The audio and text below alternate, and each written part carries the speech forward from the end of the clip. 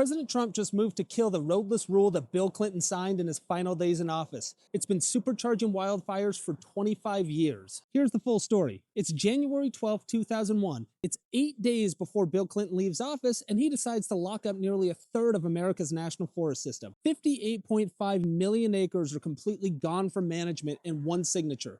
That's bigger than the entire state of Idaho. And of course, it sounds like conservation, right? It's the total opposite.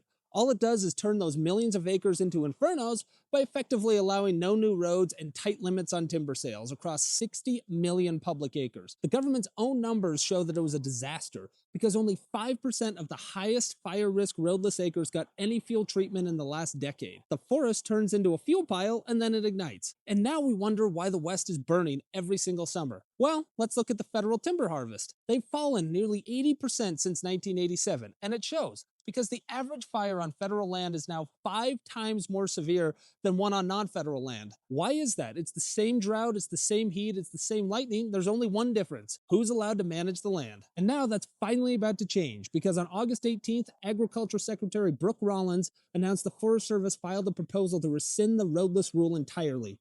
Her words, and I quote, "Our forests cannot afford another decade of inaction," and she's totally right. Unfortunately, right on cue, environmental radicals are screaming the world is about to end. Here's the thing, it doesn't force a single tree to be cut, it doesn't mandate a single road be built. All it does is take a blanket policy out of Washington, D.C. and give the decision back to the people who actually manage the land in the first place. And of course, groups like Earth Justice have already vowed to sue the moment the rule is finalized, before the ink is even dry. Sue first, argue the science later. Meanwhile, this is the biggest step in the right direction that we've seen in over 25 years. Locking up a forest doesn't protect it, not when the forest burns to the ground anyways.